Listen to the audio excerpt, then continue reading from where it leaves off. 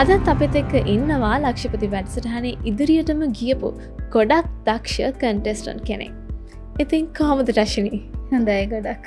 මොකද හිතුනේ hot seat එකකට ගියාට පස්සේ? බයක් තිබ්බා මුලින්ම අර ගියාට පස්සේ උත්තරීට ගියාට පස්සේ නම් ටිකක් සෑහෙන කම්ෆර්ටබල් වුණා කොහොම හරි. දැන් හොට් සීට් එකට ගියාම කොහොමද හිතුනේ ඇත්තටම හොට් සීට් එක හොට්ද? බයයි හිතට අර වැරදෙයිද කියලා. හරි බයෙන් තමයි උත්තර දුන්නේ.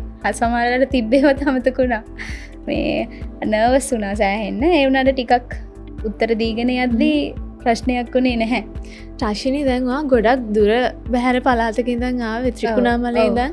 ඇයි එච්චර දුර ඉඳන් ලක්ෂපති වැඩසටහනට එන්න ඕනි කියලා හිතුවේ? තාත්තා කලින් ලක්ෂපති වැඩසටහනට මේ එයත් කන්ටෙස්ටන්ට් කෙනෙක් ඇවිල්ලා තියෙනවා. ඉතින් එතකොට හිතුණා මේ මාත් try කරලා බලන්න ඕනි කියලා. ප්‍රශ්න ගොඩක් තියෙනවා ජීවිතේ, බාධක ගොඩක් තියෙනවා.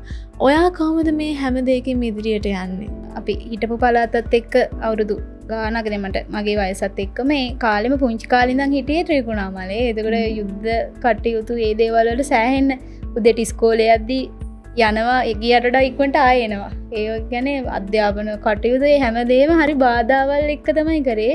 යුද්ධෙත් එක්ක සෑහෙන ප්‍රශ්න තිබ්බා. අර එළියකට බැස්සත් ජීවිතේ ෂුවර් නෑ. ඉතින් ඒත් ඉතින් අපි එහෙ හිටියා. ඒ දේවල් එක්ක අර ජීවිතේට එන ප්‍රශ්න වලට මුහුණ දෙන්න ඉතින් ලොකු මේ හයියක් ඒ වගේනුත් හැදුනා. රශිනී, ඔයාට ජීවිතේ ගොඩක්ම සතුටු හිතුණු දවස කවක්ද? ගොඩක්ම සතුටු හිතුණු දවස කියන්නේ මම උසස් පෙළ පාස් වෙච්ච දවස. උදේ පාන්දර ප්‍රතිඵලාව එදා තමයි සෑහෙන්නම ජීවිතේ සතුටු වුණේ. ගොඩක් සතුටු වුණා. ඒක තමයි මගේ ජීවිතේ මම ලබපු ලොකුම සතුටුම වෙච්ච දවස එදා. එතකොට දුක හිතුණු දවස?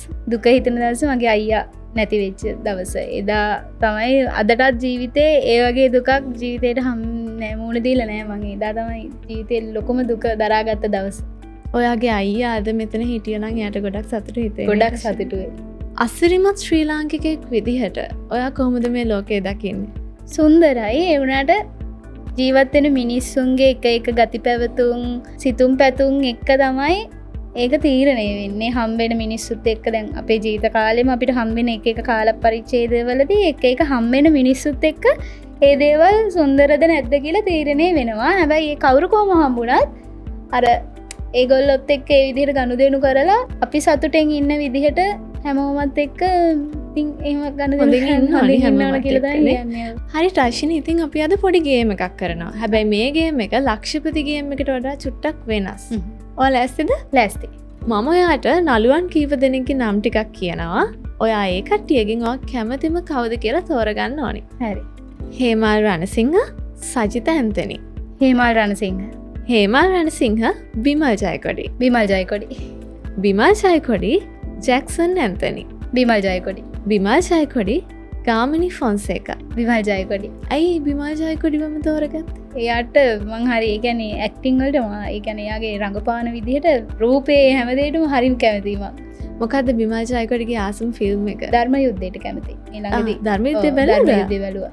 ඒක හරිම ලස්සනයි. අර ජැක්සන් ඇන්තනි හිටියානේ ඒකේ. එතනින් අර බිමල් ජයකොඩි රීප්ලේස් වෙද්දී ඒක හිතුන්නේ නෑ ඒක අඩුවක් කියලා. මාල් ලස්සනයි. thank you රශිනී. ඉතින් අද අපිත් එක්ක එකතු වෙලා වගේ අදහස් අපිත් එක්ක ෂෙයා කරගත්තා. ඉතින් ඔයාලටත් පුළුවන් මේ රශිනී වගේම ලක්ෂපති වැඩසටහනට එන්න. තවත් පරක්කු වෙන්න එපා. මේ හොට් සීට් එකට ඇවිල්ලා ඉඳ ගන්න. ඒ ෆීලිං එක අදම විඳ ගන්න. එහෙනම් 77 88ට දැම්ම කෝල් එකක් දෙන්න.